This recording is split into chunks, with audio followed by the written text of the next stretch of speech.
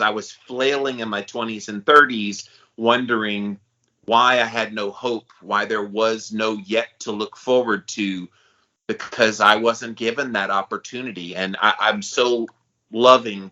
You're not even 30 yet, and you already get to understand this message, and you have such a long life to live in the power of yet. It's just, I'm happy for you. I lament a little bit of what I didn't get to do for decades. But here we are. You take the power of yet when it comes to you. When you open your eyes to this, you guys, it's going to change your life. Yeah, yeah. And I'm so appreciative to you, Jimmy, of this comma yet. You know, when you and I first became friends, we had zero intention of doing anything. Maybe you did. I didn't see No. anything coming.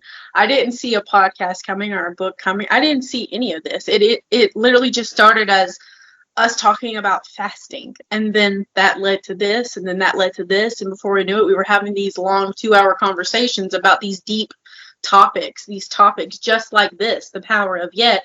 And I would tell you things that I wanted to do and I just hadn't got around to doing, and there was a lot of fear and a lot of emotions like pent up about it. Even looking back a year ago, maybe just over a year ago, when we started the podcast, how many times did you have to have the conversation with me of, calm down, it's okay, we got this, we can do this, you can do this? And like, even going back to episode 1 and watching how nervous I was. It's okay. We all have a first episode, right? If we believe in the power of yet, and we actually do the thing, we all have a first episode. Oh, trust me, the very first episode of the Living La Vida Low Carb Show. Um, um, um, welcome to the what's this show called again? Oh yeah, Living La Vida Low Carb. I was so nervous, and I fear that had I started in like 2022, where we are now, and that was my very first episode, I would never have any listeners. The good thing about my yet with that was nobody was watching or listening to podcasts at the time. And so I got to get good at it when nobody was listening. Now, if you come out, please be good when you come out, or people will lose interest fast. But yeah, I mean, that's a fine example. I always wanted, when I was growing up, I always knew I was going to be behind the microphone doing something, because I would listen to disc jockeys on the radio and different people that would talk, and I go, wow, I just love how they pull you in. And I remember in my early 20s, I've never told you this story, I was listening to a Christian radio station, and I called in to the Christian radio station, and I was listening to a little bit of talk radio, same thing, and I would call in, and I'm like, I'm going to be a DJ someday. Yeah. Just not yet. And both of them were very encouraging. Yeah, work on your speaking, work on your skills, work on how you talk, and just keep working at it, and good luck in your broadcasting career. Both of them kind of said that, and I would probably say something similar to people. Just work on it. Don't be timid about it. Just go and do it. Not yet, but when the time comes, you'll be ready. And they were right. And when I got behind the microphone at a Christian radio station in the mid to late 90s, okay, I was a little nervous, but I got a little better, and then started the podcast and got a little better and better. And now here I am, thousands upon thousands of podcasts later, extremely comfortable behind the microphone, now on camera, yet has been fulfilled. Yeah, that's so cool. Like, listen to your story of yet, and I even think about my childhood and some of the stories that you guys will read in the One Step Deeper journal, like some of the things that we tell there. It's like, it's so cool to watch what happened, and watch yes, I got extremely low. Yes, I got extremely depressed. Yes, I had a lot of anxiety. Yes, I still deal with some of these things that you'll read about, but it's like, look at my yet story. How many times could I have stopped? How many times could I use those declarative sentences of, I'll never get out of this? Oh, my favorite one. I've even said it here. I can't tell you how many times when I lived in my small town that I heard, I'll never get out of here. I'll never get out of here. I'm stuck here. I'm stuck here. And people believe that. And they believe their asses to stay right where they were. And I just never was. I was never the person. Like, every once in a while, I would slip up and be like, I'm just stuck here. And I'm like, nope, I'm not stuck here. I'm just here. But I got somewhere that I'm going. And that was my power of yet. I'm getting the hell out of here. I don't want to be here. This is not the town for me. I understand that it is a great place for some people to live, and they love that kind of town. It wasn't for me. And so I'm stuck here for now. I'm trying to figure out how to get yet at the end of that sentence.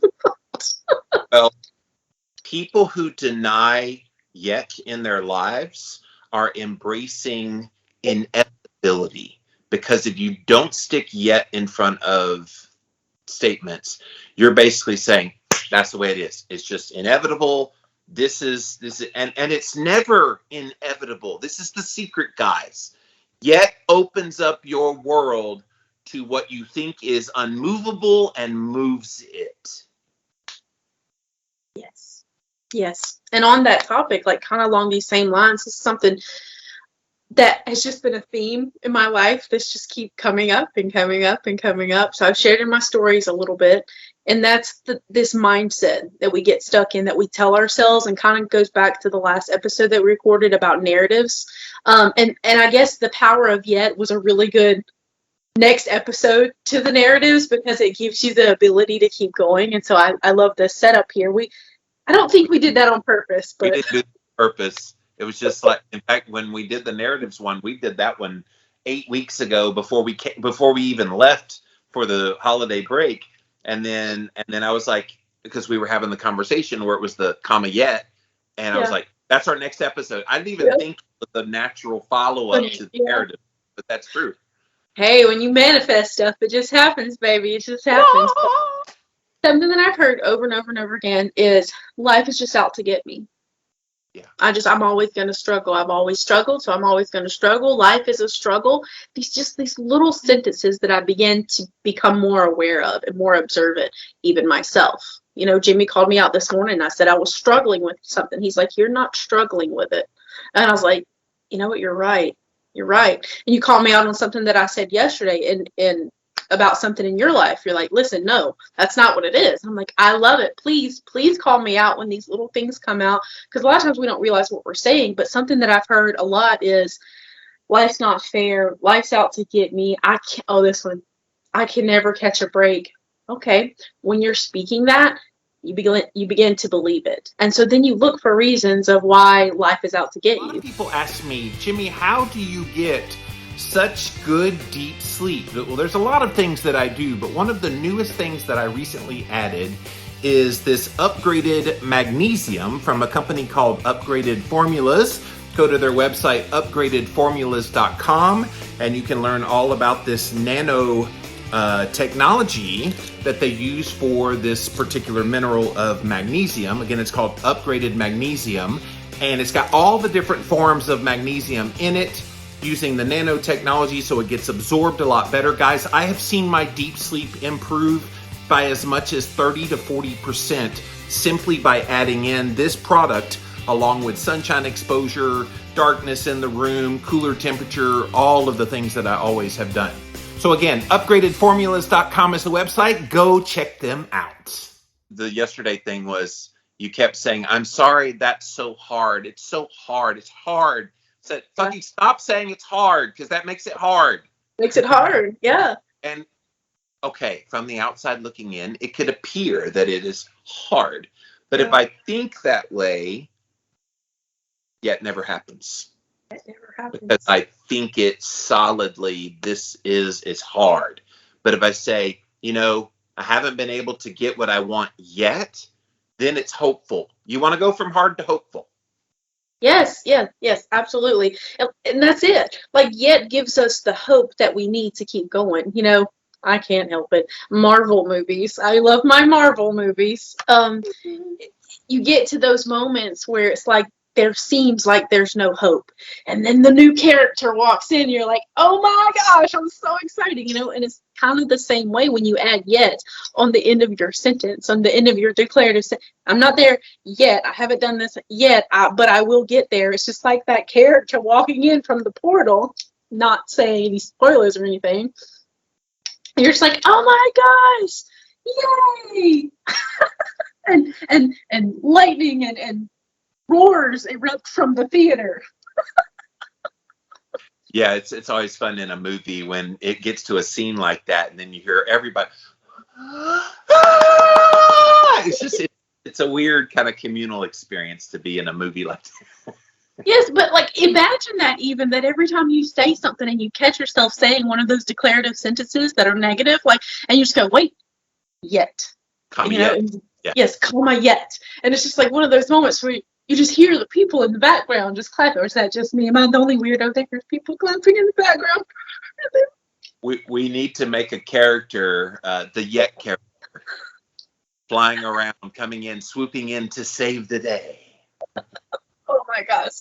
Yes, I can envision the cape and everything. Oh, Yeah. goodness. Like Mighty Mouse. Here I come to save the day. Yes. I think about this currently where I am with my body, still frustrated from the surgery. And I think about the things that, and how many times have I told this story of I can't do that? Like running. I love running. And for a while I told myself I can't run. A narrative that I told myself. Again, this kind of does play into last week a lot. But when I empowered myself with the word yet, and I can't run yet, but I can walk, I began to believe it. And so now I run almost every day.